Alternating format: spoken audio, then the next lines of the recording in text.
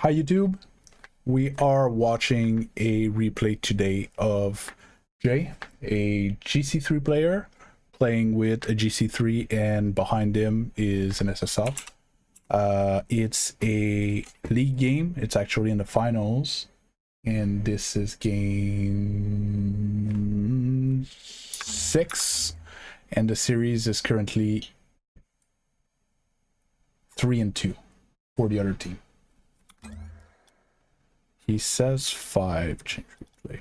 Oh yeah, no, you went in 6 games, so it's game 5. You're right. My bad. My bad. I'll restart with the mistake. That's the boost.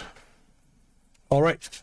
Oh, let's get started. Obviously, when I watch replays from higher level, I'm not here to be like, hey, you should have done this way, blah, blah, blah, because like I can't pretend that I have played, I have climbed higher than them. I'm here to be like, hey, I think that this could have been a good idea, and to be also to explain to viewers that are not that rank what's happening either in the mind of the player or in the mind of the lobby in general. So this is organized play in league, organized team, so they are incomes, they have kick-up strategies, they tend to be tight on their things and stuff. Everybody knows where they're supposed to be. They're players that knows how to play. Here I guess we tried, because we lost the kickoff, we tried to get a bump, end up with a demo, but the guy couldn't get the ball, so it's still decent. We did our job on the follow. So here we're trying to support.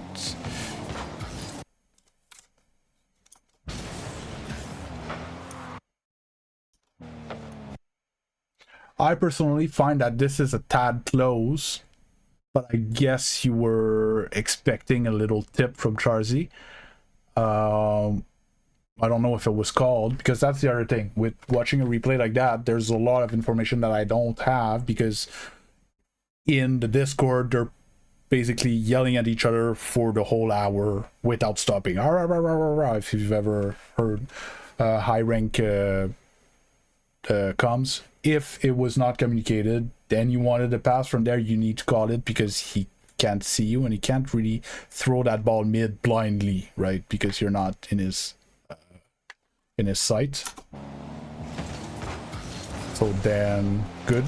The look behind to see if teammates back behind me and stuff. So I'm second man.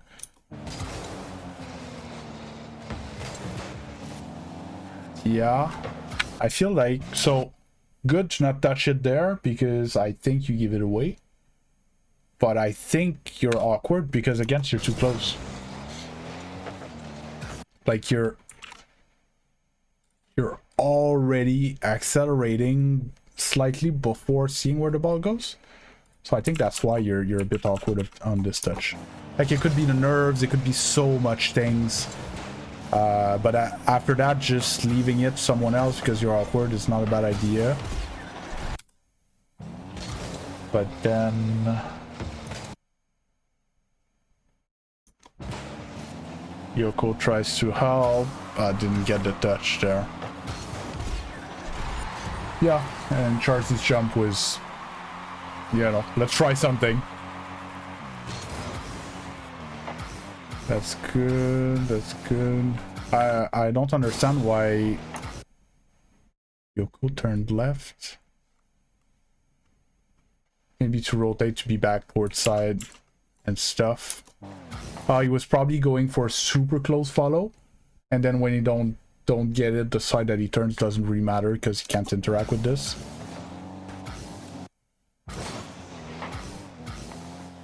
Again, the same thing.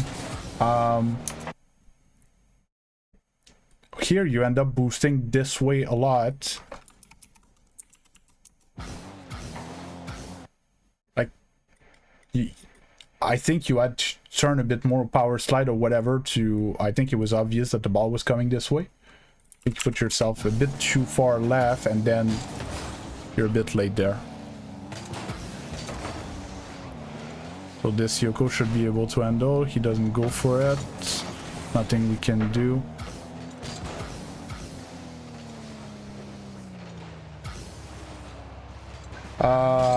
Question. Probably not gonna wait for the answer. What's the plan here?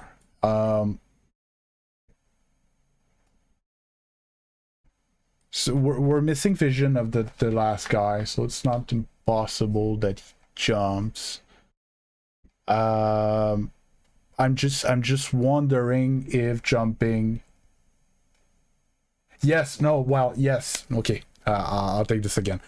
Because that's usually the sentence that I use for diamond and champion players when they jump for a ball that there's no clear plan for, right? If you put yourself in the shoes of a diamond player with that ball, I would tell him just like don't jump. My point is there's currently nobody challenging this ball. It's your ball no matter what. Could you have waited like half a second?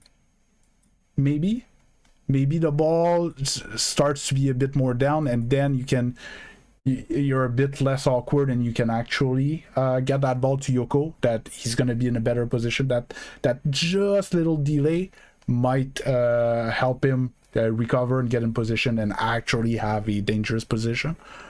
Or because yes, you went to catch a ball to keep it close to you and then air dribble and reset and stuff, I guess, but I think you're gonna run out of boost on this particular ball to go for this particular play when you're not already pointed towards net. So my point is that it was a very low percentage play versus if it slows down just a little bit, if it falls down just a little bit, you actually can do something dangerous with it. Apple, I did stop streaming for a while, and now I stream only on Twitch because the platform is very fun. I have only one chat to manage, and I announce all of that in Discord, so I was not hiding my intentions. But yes, here it is. And at this point, another idea like that, Jay, you can go faster, touch that ball and land on the ceiling. And coach was telling me, and then, you know, depending, either pinch backboard double or pinch, land on ceiling, recover faster, and then Yoko plays that next ball. It's another idea there that could be. Because I noticed with what coach was making me do is we want a lot more, yes, control of the ball, keep the ball close, but with speed. Like if you notice when Yoko and Mega goes up with the ball, they are in control, but they are in control with speed. And I think that's a big difference in these lobbies. Optimistic. We were told recently to be careful as the second man. Okay? Because every time you do something as a second man and your teammate, your first man, did something like pretty boost heavy and positioning heavy, if you don't, not if you don't touch the ball, but if you don't touch the ball but you force something or whatever, but if you don't threaten anything, your last man needs to defend 1v3, right? There's no in between. If you screw up and you do nothing, your teammate needs to defend 1v3. And it's something to keep in mind that maybe and you know me, I'm the type of guy that goes for these challenge, but recently I've been trying in these positions to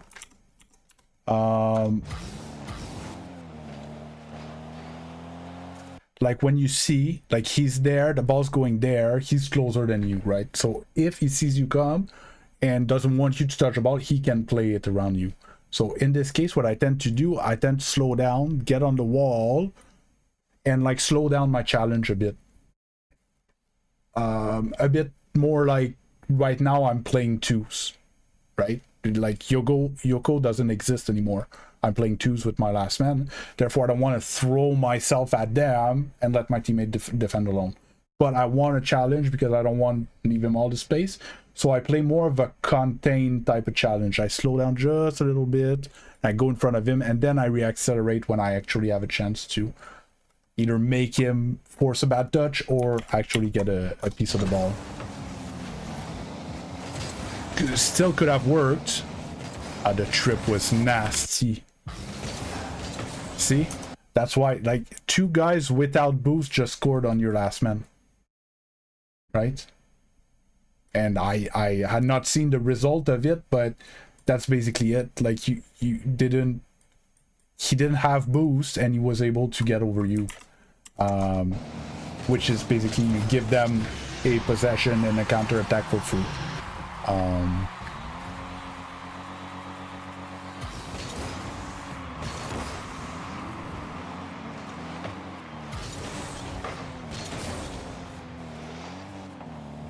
Here we're last man. That's good.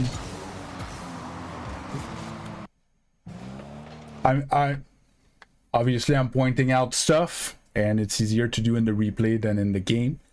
I'm not a fan of your takeoff right here.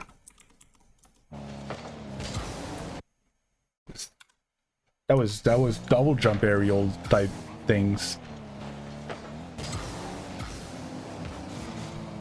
I think a good fast aerial there, you get something much better on this ball. Seemed like a panic, like, oh, I need to go up, when actually, yes, we want to be fast, but I don't think it was. We would have been faster if we were calmer. See the difference here? So your first man's there, your last man is there, so you're challenging, but here you did force him to get rid of the ball towards your teammate, right? So this is good, right? Charles, he tried to control, and this is far. Yeah.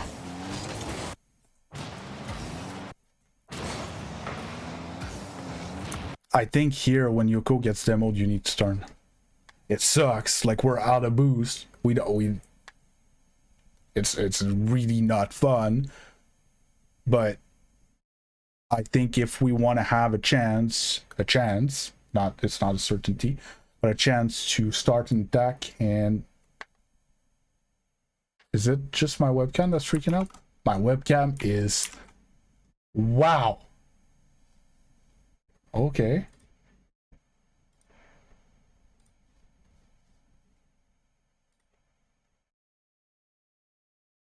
I'm back. The Matrix attacked me for a few seconds. Yeah, so I think that if we want to have a chance to establish an attack, to give time to Yoko to respawn, get some boost, and join us, I think that if we pick up like 2 pads plus our 4, that's 30 boost, right? So if Charzy does something with the ball, we can maybe support him, be there, second man type thing. I don't know. But I think I don't like to be in this position. This is something I try to avoid. Because here, like, we have 1 blue over there, and we have 2 blue back here. Like, either Yoko's gonna spawn here or on the other side, but we're both gonna be in the back half of the field. And then we have Charzy with 0 boost there. That's gonna take a minute to get back. It's giving them possession and time and, you know, danger. See? And he didn't have a good controlled first touch or anything like that, and he barely beat you. If you have 30 boosts in the midfield, he can't do that, right? Turns out, like, it's fine because, like, Yoko's back's gonna catch likely, but now Yoko doesn't have boost. Probably Yoko would have taken that corner boost. Tries to snipe you. Didn't touch the ceiling. That sucks. If that ball touches the ceiling, you can put it on them. It's unfortunate. Rotate. Oh, okay. Nah, yeah.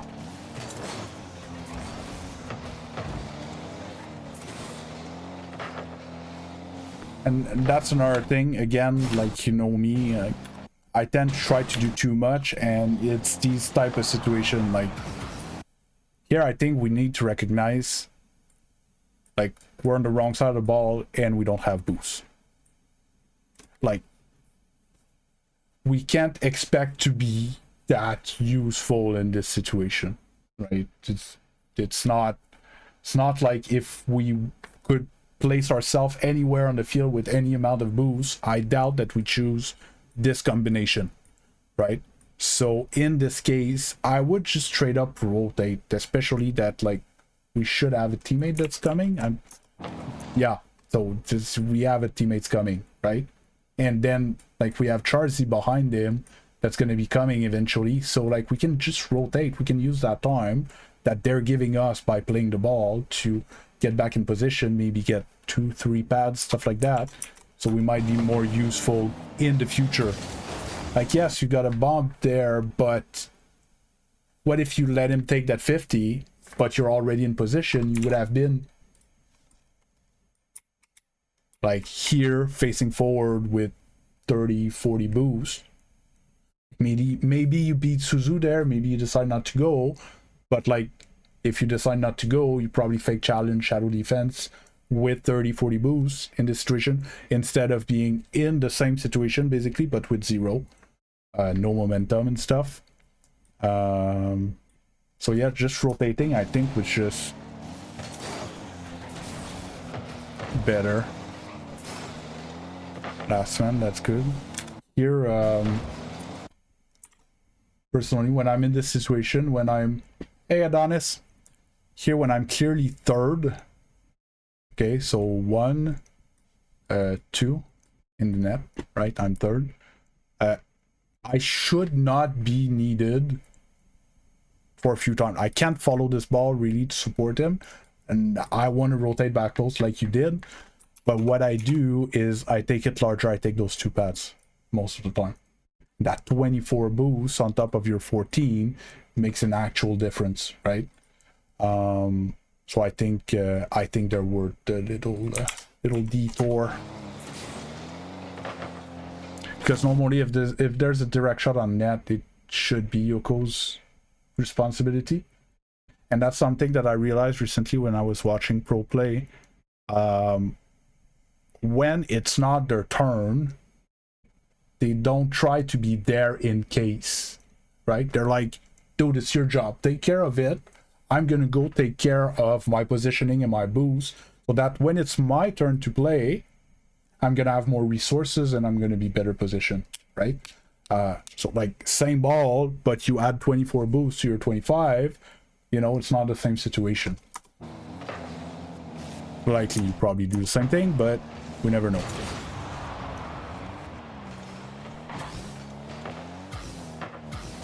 Great touch by Yoko, double. Yeah. We got there. That was good job. We'll start with that. Like, good job. Double tap in a lobby like that is never easy. Okay, everyone, like against GC3s and stuff like that. So the fact that there was nobody to defend the backboard meant that it was a good moment to go for a double tap. And it was pretty clear when we saw him there and we took off that he wasn't going to challenge us. And it was unlikely that he could defend the backboard unless he's very, very strong and he has very, very high boost level, because he can't go around, I think, and drive on the backboard. He would need to take off from the ground, land on the backboard, and defend the backboard type thing. So it was a good choice. I was just wondering why you went for a light touch here. I think especially in a lobby like this, I think our default needs to be a solid double, right? I think the hesitation here could, in other cases, cost you the goal, but great job, good positioning, like this, and with the momentum and stuff. So here, any touch.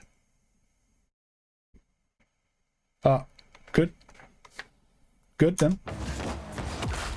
It's just I felt the double was timid. It didn't feel like, when you're in training in free play and you score a good double in free play, like you just put the laser on the backboard, it comes back, and it felt yeah, it felt timid. That's it. But yeah, if If you were in control and you had information that was free and everything, like I said at the beginning, good double, it went in. Is my point, you know? It's pretty sure you have better double than that, and I'm pretty sure there was nerves, there was, you know, you're down in the series and you want to make sure to score it, and you want, you know, but that's another thing that I've noticed as well, is that when I want to make sure to, sometimes I lose occasions, especially when I was getting coached, when I was playing a lot of 1v1s. Coach wanted me to play once, and I would get a ball that I could either boom across the field because it's open, or try to control and go push in. I would take the safer option, and then I would get, you know, the guy would magically recover and stuff like that. Was more in that point of view of like, let's just, you know, that's another thing that the better players are doing, is they're not hesitating when it's free. Like, you score them probably with your eyes semi-closed and free play all the time. So you need to have that confidence as well in the game. Easier said than done, but yeah, again, like, I think last man in that line of pad, when ball is deep in zone, makes sense. But look at when you end up not knowing where the ball's exactly gonna go, when you need to take the decision there. Do you see what I mean? Now you're too close with too much, or has too much momentum, but like, I don't mind the momentum if you're in the right position. I think you wanted a bit too much there. You jumped the gun, and then, like, because again, this is double territory. Like, I give you this training pack from here, NIB. I want you to score double taps. Probably score 40 to 50% out of them. Or unless I'm wrong, tell me if I'm wrong. I'm pretty sure you score a high percentage of double tap on this situation, if you're a bit further. But then, where is it? Jay? You end up, it came like quite a ways back, but I think, yeah, it might have been a bit overstated, 40-50%. It was a tough one, but still, you get what I mean? You end up psychoing it back past to your teammate instead of having something that could have been dangerous because you were a bit close, I think.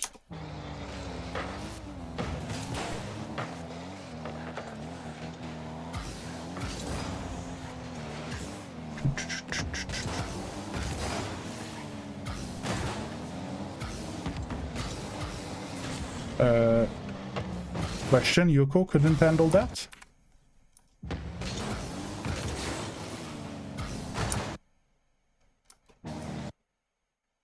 I think here is like, my first thought when it happened, that's Yoko's ball. Right? Because I just played. Then Charzy's playing. Then normally Yoko should play at some point, and then it's going to be me again. Right? So I need to get back in position to play when Yoko has played. Which means that Yoko's going to have a better positioning for that ball, because that's what he's doing currently, getting ready to play this next ball. Which is going to give you the time to get the better positioning to play after Yoko's ball. Do you see what I mean? And it doesn't really help him that you play his ball, because unless it was called differently, but likely he's coming to play this ball, he knows that he's supposed to be next, I think. Yeah, you see, like he was taking care of it, but now he's a bit close to your touch. He's not ready to follow up your play. You see what I mean? As much as, like, I'm sure you wanted to help, but he was getting back in time, and he had a good touch, and he had good positioning. So I think he could have handled the situation. And then if you had rotated and he had played this one, you would have been like here-ish on your way, right? And then Yoko would have played, and maybe you turn offensively, maybe you continue back post to defend the shot. But let's say you screw up and you give the ball to Suzu in this situation, there's nobody in position to defend easily. Like it's Yoko who's going to take care of it, right? But it's possible that he's not able to save them all if he's put into bad situations like that. And for everyone else that's watching that doesn't have an SSL as a teammate and thinks their teammates are bad all the time, if you cut them like that when it's their ball, they end up too close, and then if quickly after you ask them to play, they're not in position for that new ball, and they're going to be awkward and they're going to look like very bad players, when in fact I think it's a bit more the fault of the person that cut the play a bit. I think it's easier for everyone in this situation if we let Yoko play this ball and you play after. It's going to be much more fluid. There's an art to cutting the play. Again, not saying that I would do much better in this situation. I'm just pointing out stuff that could be problematic. Again, I would have personally let Yoko play unless called otherwise. There. Like he's recovered now. Right? Then he's... Well, let's say you don't touch this ball, he's gonna go and hit it. Right? Like, what if we do the opposite? We let Yoko, who's facing the right way, with full boost, with the free ball in midfield-ish, and we support him. Because if I look at his point of view, like, he flipped there. I think he was going for it. He ends up a bit close. You see how, you know, maybe it was fine.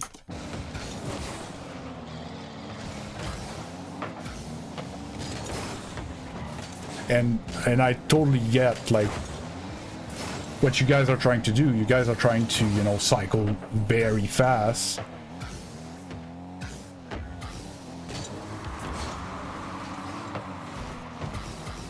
Here, are we gonna rotate? Yes. Oh. Went for a block. And then Yoko screwed up his first touch. Happens. Sucks.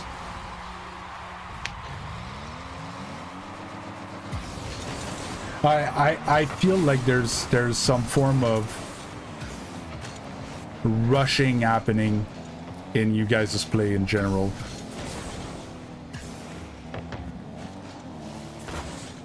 Could be the nerves, could be like that. Like,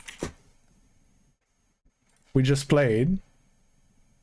We have a guy on the ball and we have someone that's supporting him. Why not just boost across the box and pick up someone that's in there, right? And rotate and come back.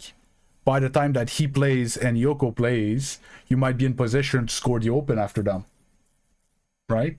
I think we're just trying too much.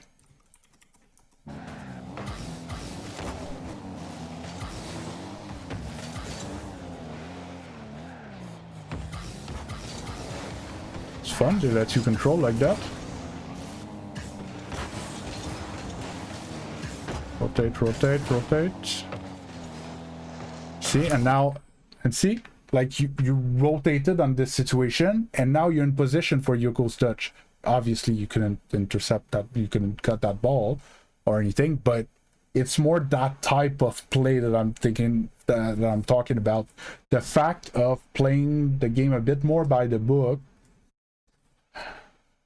is gonna give you opportunities without you having to try to force them, I think.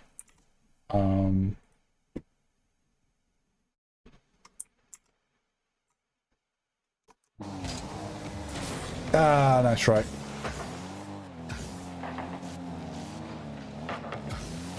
Yeah. Yoko. And nice try.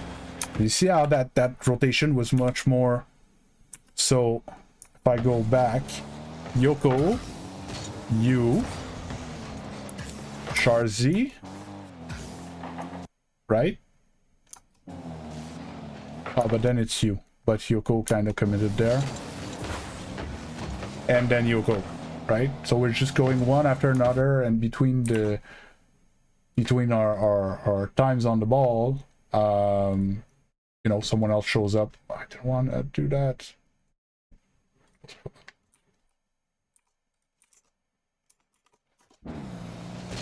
But we had a good scoring chance. That was awkward. It's fine. Good 50. We spawn. Yeah, here we need comms. Here there's no way to fix this other than comms. This is either I got or go.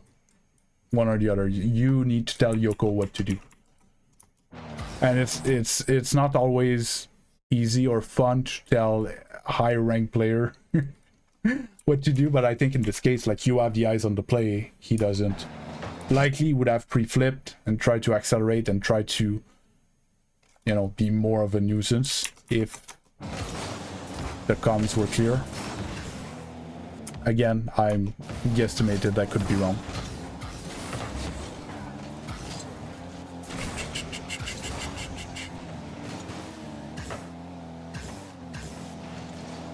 That's fine, that's all good. Yes. Yeah. So here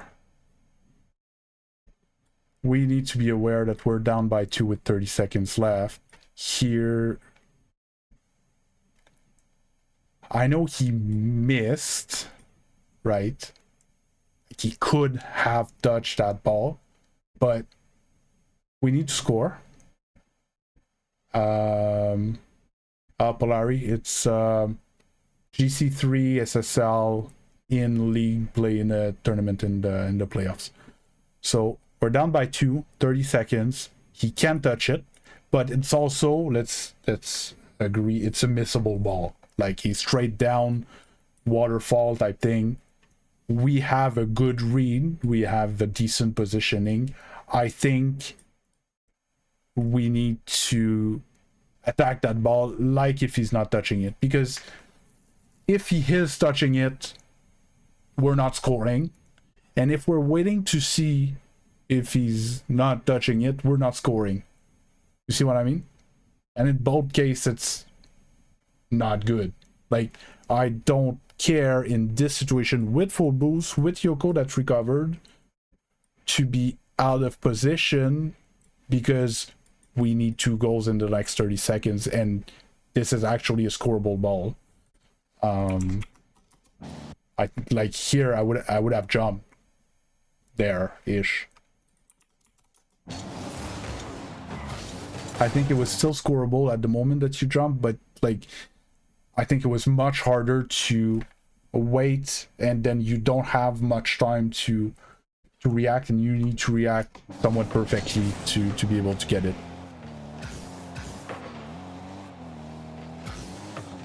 Oh. Here, I don't know what your comms sound like, but here, I'm like, I'm last. I'm behind. I'm back. Or, you know, I tell him that I got his back. First, it tells him that, like, you can go for a play, I got you back, right? But it also tells him that I kind of want you to go because I'm behind, right? I'm not ready to play this ball. I'm playing back or something like that. I think this is another, because he's blind to you. He's looking there, obviously. And so calling when you have someone's back, when you're behind someone, or, you know, is very, very useful. Because I think Charzy can go for a catch, go up the wall there. Or you can call him catch. Catch, catch, catch. Call him. Whether he misses or not, like, let's say he misses, the same thing happens, right? So, again, 2 goals, 20 seconds, we need to generate something.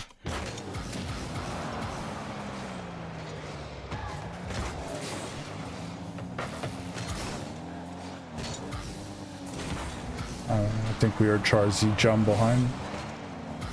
Bum, good shit. Good play. So this situation is very different than the others of like staying in front and having something happen.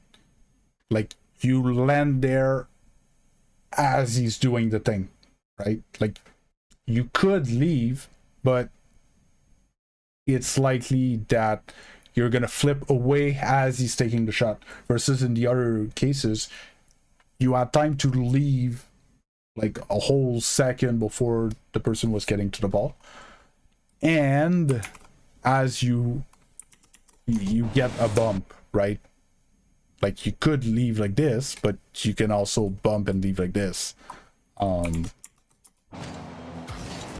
I think great play. Like this one was very, it was the play.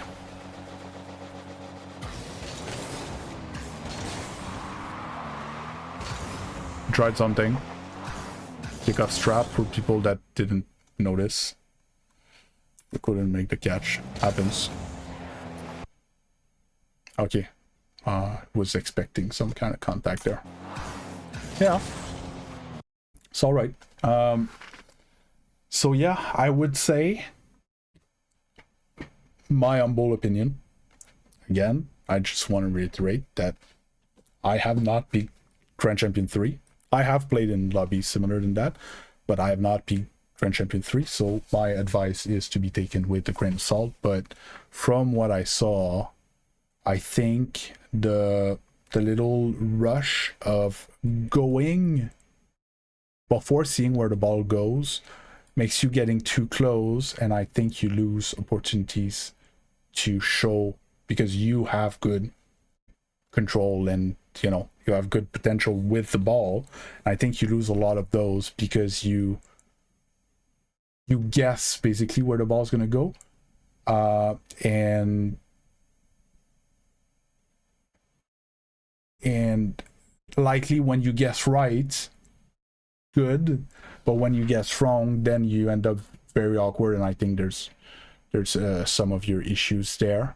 And I would say that there were situations where when you were in front of the play, you then decide to come back to rotate, and oh, webcam screwing up again.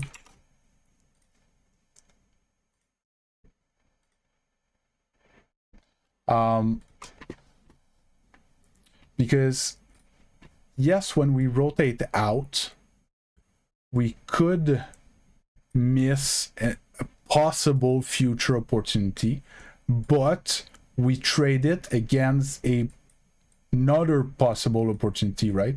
It's not impossible that being here is better, even offensively, than being here. You see what I mean? Like it's not clear that you give away on the whole attack by rotating. Of course, if you go all the way for back boost, no. But if you go just get a few pad and look and, oh, there's a chance I can turn and be like the fourth man. Like if you play first and then like Yoko plays and then Charzy plays, but like you had time to rotate during this time, like we can have a fourth player in the team that can be you, right? And it could be the one that scores or keeps the attack alive, or, you know, gets a demoed and then there's a free ball and then Yoko can play a second turn as well, right? So I think when we're done our play, if there's not instantly something relevant, I think we need to be a tad faster to, or at least get on our way, maybe not flip, but start going. And then, you know, whether there is or there's not, then we leave.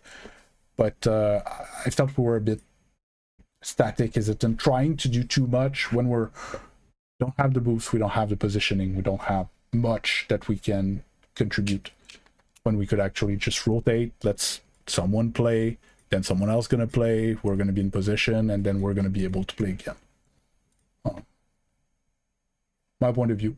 I don't know if you agree, disagree, question, comments, insult, anything. Same thing on YouTube in the comments. Just gonna wait a second, see if we're good.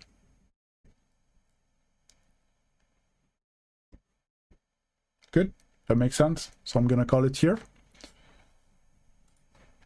Bye-bye, YouTube. See you in the next one. Don't forget to like, comment, subscribe. Subscribe.